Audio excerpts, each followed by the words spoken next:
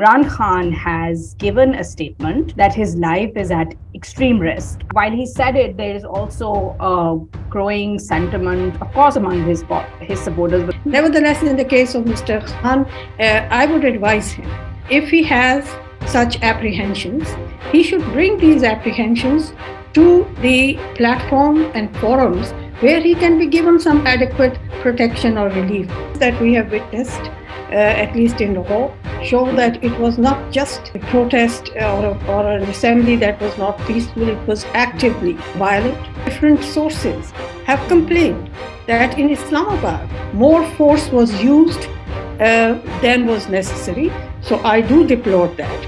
There are laws that the government should have used and could have used, but this overuse of anti-terrorism laws is certainly very misplaced. Assalamu alaikum. Welcome to New Wave Global. I'm Rabia Mehmood. Today we have a very special guest with us, Madam Hina Jilani, who's the Chairperson of Human Rights Commission of Pakistan, an expert on Pakistan's constitution and international human rights law, and Pakistan's and our region's foremost human rights defender.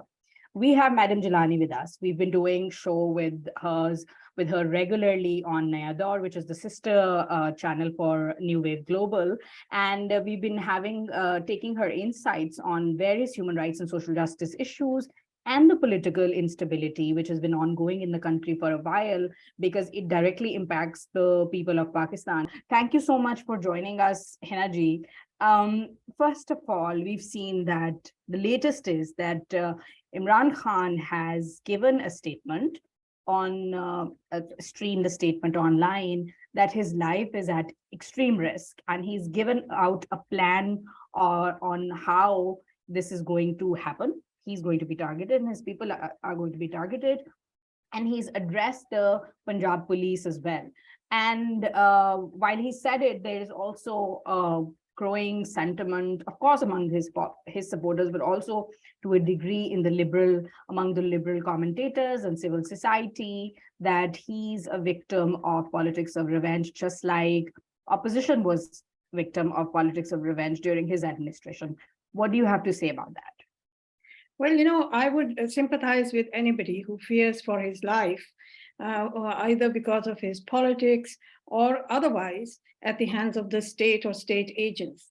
Nevertheless, let us not forget that mere allegations cannot be taken seriously unless and until we have real signs and real evidence that can be brought about to show that any kind of a state agency is involved in planning such an event.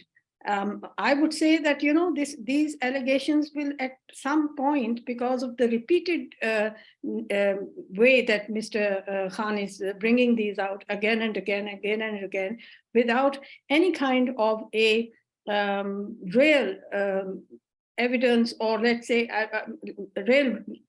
or some kind of a reasonable basis for this suspicion that he can put forward. So, but in Pakistan, things have happened which do not make it unimaginable that such a thing can happen. Nevertheless, in the case of Mr. Khan, I would advise him to, if he has such apprehensions, he should bring these apprehensions to the platform and forums where he can be given some adequate protection or relief. I don't think it serves his purpose very strongly by just making allegations on the media or through the media. And I really kind of feel that people need to be a little more cautious in giving credence to what Mr. Khan is saying, because he himself has in many ways undermined his own credibility. I hope that he stays safe, but I would advise him to take this to the forum where some kind of credible body of material can establish that his fears are real. And nobody would believe him just by, or at least I wouldn't believe him or or give much serious thought to what he's saying, just by his using the media to propagate this fear. He should go to a proper forum, and let's see if a credible forum, in fact, gives some credence to what he's saying. Thank you, Hinaji. He's in his statement has sort of called out an appeal to the Supreme Court Chief Justice, Justice Bandial, and he's also like given reference of Murtaza Bhutto, so kind of like played on that and said that it will happen the way it happened with him in case he's targeted. So that's that. But you're suggesting that he should, of course, take it up formally because it's a serious matter. You see, calling upon the Supreme Court Chief Justice has become a habit with him. Nevertheless, that's not what I mean by going to a proper forum. And whenever a court is apprised of such a matter, an open court hearing where we are all able to see the transparency in the process that follows such a complaint, that I think would be important. At the moment, of course, we understand also that the Supreme Court itself is losing a lot of reputation because of suspicions regarding the independence of the court. And more recently, of course, there has been a perception that has risen publicly that there is a leaning towards Mr. Khan and his party, even in the judicial system. So let's hope that Mr. Khan goes beyond mere allegations if his fears and his apprehensions are really serious. The government, whatever their reasons may be, it could just be out of political frustration and desperation, has shown certain signs that they are targeting Mr. Khan for some kind of political motives. Nevertheless, it is also true that many of us find it difficult to see Mr. Khan as a victim of political vengeance, not only because this is something that he did while he was in power, but also because what the government is doing is using the legal process in a manner in which it would be difficult to say that there is no weight in the kind of actions that are being taken. If you take the example of the attempts by the present government to use the law enforcement agencies for arresting him in pursuant to an order of a court, which had issued a warrant for his arrest. I don't think the government would have been doing its lawful duty if it was not trying to execute that warrant. So what followed, we all saw very clearly, was the resistance and the rioting that followed. So unlawful assemblies, use of force by those who are preventing the execution of a warrant issued by a court of law makes it very difficult for us to see him as a victim in this case. There are also cases pending against him in different courts. And the only way that he can show that these cases are not, are not genuine against him is to attend court, and which he is not doing. So that kind of avoidance would make it very difficult for us to lay the blame on one side only. So this is very difficult at this moment to say that everything that this government is doing is out of vengeance.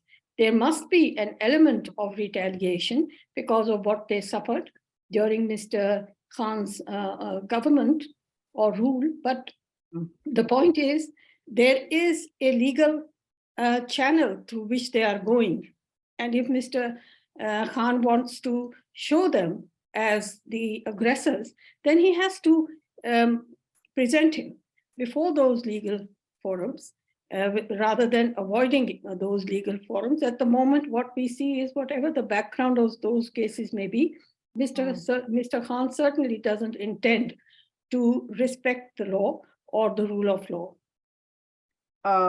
Yes, and of course we've seen like the couple of times that he has appeared in court and what transpired that day in Islamabad and prior to that in Lahore when he was trying not to go to the court or resisting. What we've seen in Pakistan over the past couple of weeks are sort of course, political expression and assembly, but use of violence by protesters and supporters of Imran Khan. And then the police in Punjab and in Islamabad also using force against the protesters. How do you see this, and how do you think the state or the courts or the relevant authorities should be dealing with such in situations when the assembly is not peaceful, or it doesn't remain peaceful, even if it starts as that, or when just like supporters of a political parties go against the police, knowing that yes, police does use excessive force in Pakistan, and they have used it against peaceful protesters as well. Ji.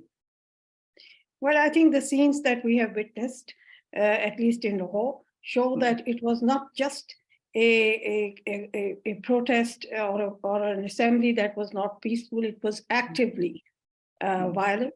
It was resisting a lawful order of a court, and it was also assaulting the law enforcement officers who were executing a lawful order of a particular court.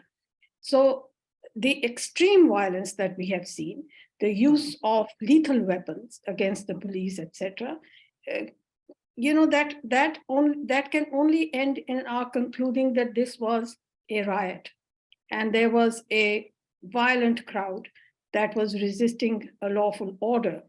And this could easily have been avoided if there was a good faith intention on the part of the person concerned against whom the warrant was issued to go to the court. It was not a big matter in any case. He would just have presented himself in court. This was not a matter on which the government could in any case have held him in custody for very long.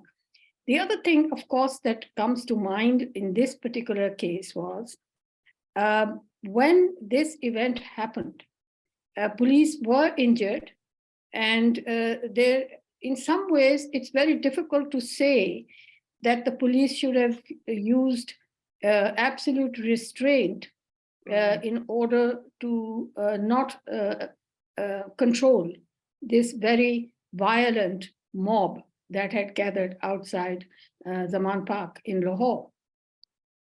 So I would say, in that sense, I think there is a choice between people who claim to be on the side of the rule of law, to say, either let them go, it's okay, because it's a political crowd.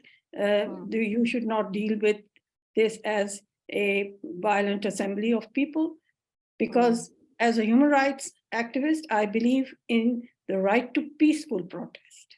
But where there is a question of the police enforcing law and order, the only thing that comes to my mind is that they have to make sure that the force that they use is not disproportionate to the threat that is posed by the crowd.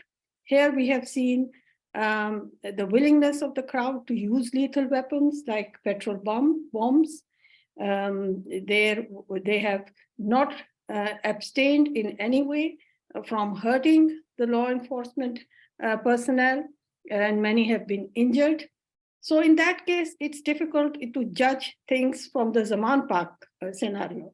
However, I, as a human rights defender, have also information, and different sources have complained that in Islamabad, more force was used than was necessary. So I do deplore that.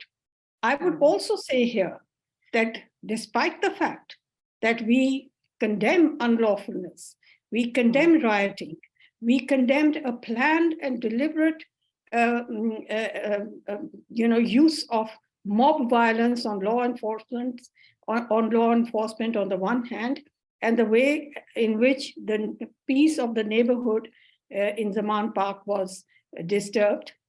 I still think that the law enforcement agencies are supposed to be a disciplined force of the representing the state, and the state has to make sure that they act only within the parameters that they are allowed to, and the parameters prescribed by law. So the onus is always on the law enforcement agencies to make sure that anything that they do is not um, um, taken as unnecessary use of force or force that is disproportionate to the threat that is posed. Secondly, I think this government does no good to its own cause by using anti-terrorism law or the law of sedition, which is, I think, this overuse has in fact made their own position very difficult to explain. Okay. Yes, that's what I was going to ask you about, the use of or abuse of the anti-terrorism laws. So speaking of these, of please go ahead. anti-terrorism laws, there are Please. laws that are already in the statute. There are laws that the government should have used and could have used, but this overuse of anti-terrorism laws is certainly very misplaced and does no good for the politics in Pakistan or calming the political environment, or in fact, furthering their own cause as a government that is trying to restore order in a country. And speaking of these clashes in sort of the recent clashes and the protests last year, the cause for protests, the call for marches, and then the overall situation of Pakistan with the audio leaks, with the tilting of the judiciary, where, losing its credibility, different institutions, as you've said, in our other shows on Nayad or Urdu, that institutions are fast losing credibility in Pakistan. And just the overall lack of stability, the economic crisis and all. So how does Pakistan's democracy look to you? And what do you have to say about that and its near future? Let's forget about like the distant future or its future, but just like in the near future. Look, I think that Pakistan's democracy has always been very fragile and always at risk from elements where military coups have occurred, military puppets have been used to create situations which suits the military in sustaining its own dominance. Pakistan's politics, its economy, and its law and order situations. So the problem that I see right now is that we've never seen democracy at risk. Now, now we see the risk even greater than before. The reason I say this is because what started in 2018 with the fixing of the elections and the exposure subsequently of the plans and the institutions that were involved in that conspiracy has now in many ways deepened the crisis, because the exposure that has come through what you call the audio and the video links, however illegal their sources may be, or the way that privacy has probably been violated in obtaining these kind of sources, the content is very alarming.